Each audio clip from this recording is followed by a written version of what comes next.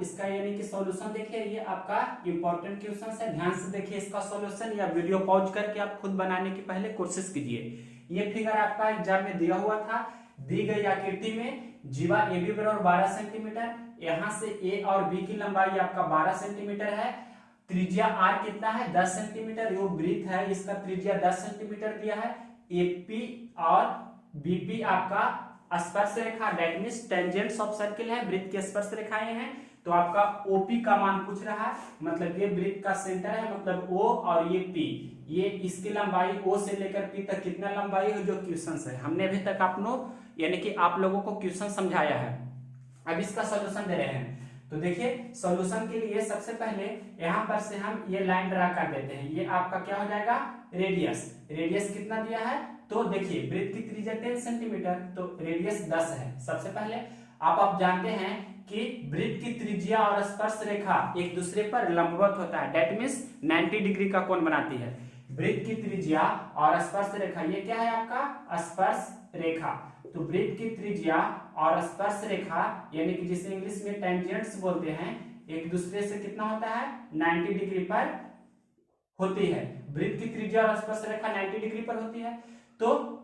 सबसे पहले ये आपको 12 यानी कि यहां से यहां की लंबाई भी कितना दिया है, देखिए प्रश्न में ए बी बराबर कितना है 12, तो ये 12 दिया है, तो ये 6 और ये भी आपका 6 होगा।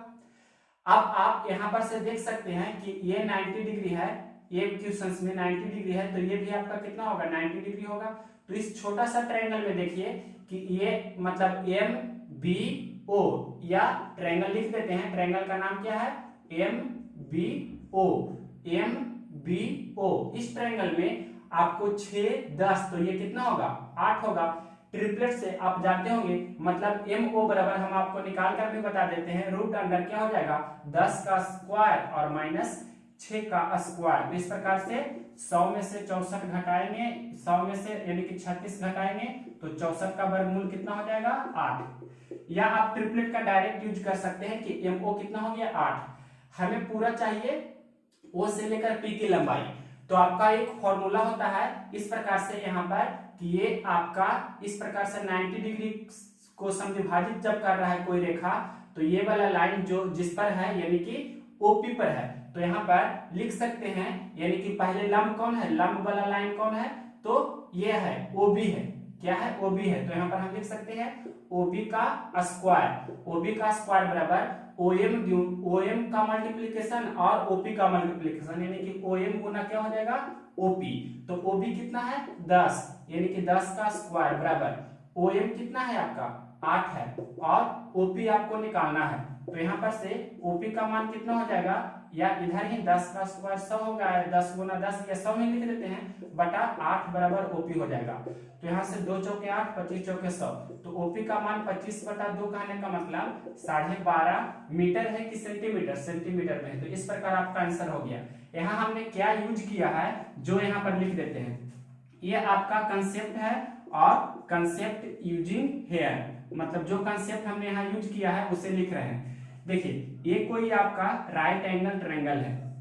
दैट मींस समकोण त्रिभुज है, ये 90 डिग्री है, जिसका नाम ले देते हैं ए बी और सी। यहां से आपका ये लंब डाला गया है, ये कितना है भी